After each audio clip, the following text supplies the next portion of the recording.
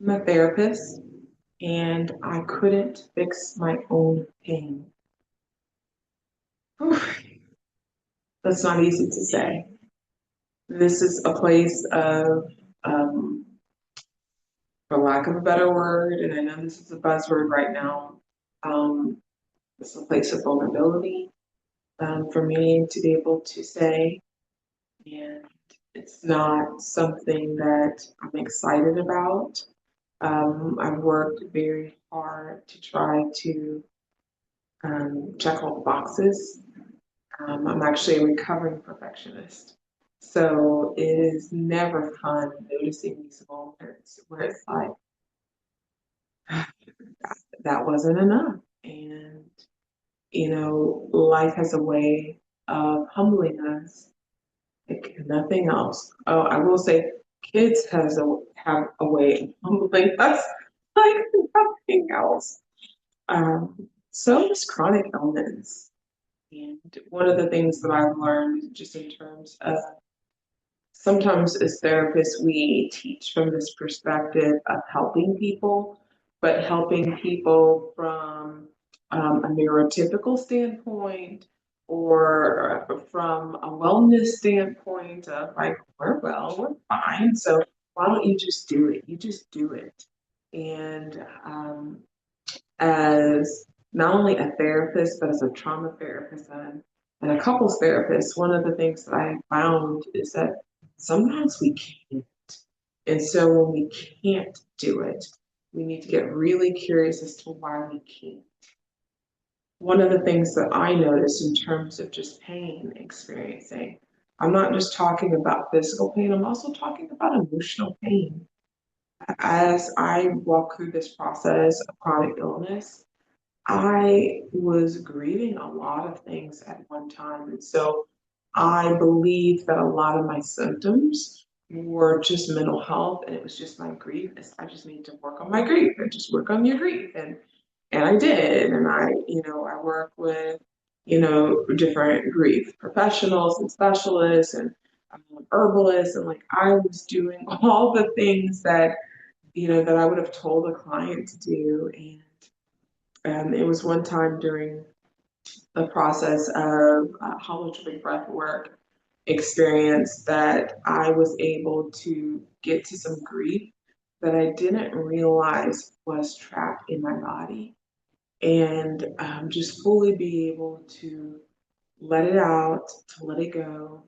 And it was almost kind of like a knot that was inside of my heart that I couldn't reach. And I was willing to, like I said, I was willing to work with folks and I have, and I've done that work and felt so grateful for that work, but still was finding that my body was not fully responding. The thing that I wish that I would have done sooner is I wish I would have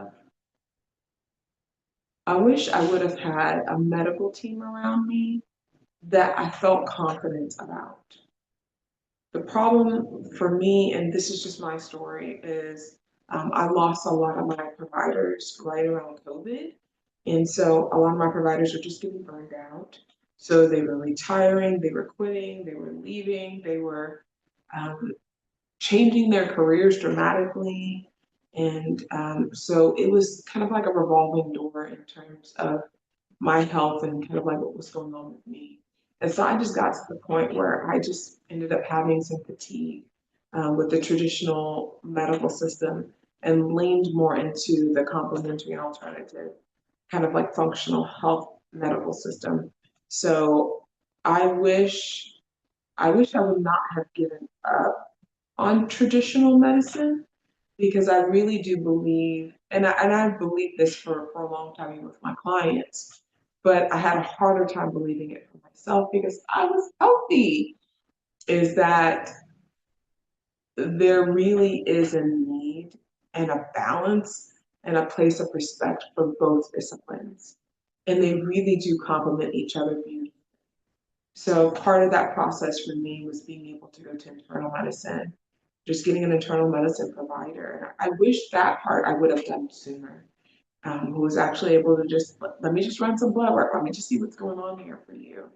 So that changed a lot for me in terms of just being able to know what was going on beyond what I could see, beyond what some of the other providers that I was working with could see, beyond the emotions that I feel, which was what was just going on in your blood. So that would be my piece of advice to all of those is, get a very thorough workup done. And I've preached that and preached that and preached that, but I thought I was healthy and I didn't think that I needed it as regularly as other folks did need it. So as your body is telling you that needs change, listen to it, respond to it, don't give up. Because it took me about a year of going to different traditional healthcare providers saying, hey, something's wrong. Hey, something's off. Hey, my body's not responding the way that it was before. And I don't know why. It took an internal medicine provider to be able to put some of those pieces together to run the tests that needed to be ran. Do I regret the other work that I did? Absolutely not, because the other work that I did do did help me in terms of my toolkit to be able to adjust what my body needed. So as we age, as we go through life, as our nervous systems experience what they experience, our needs do change. And so my hope is that you will take some time, respect your body's needs, find out what's going on with it. Don't see internal medicine as just for those people over there. Internal medicine works for all of us. Like that can be your general practitioner. So if you're seeing some things that's happening in your body, you're being proactive about your mental health, you're being proactive about your supplements and all those other things that add to our quality of life, you might need to consider seeing an internal medicine practitioner. So my hope is that this is helpful. And my name is Virginia. I'm a licensed mental health therapist. Hope to see you next time.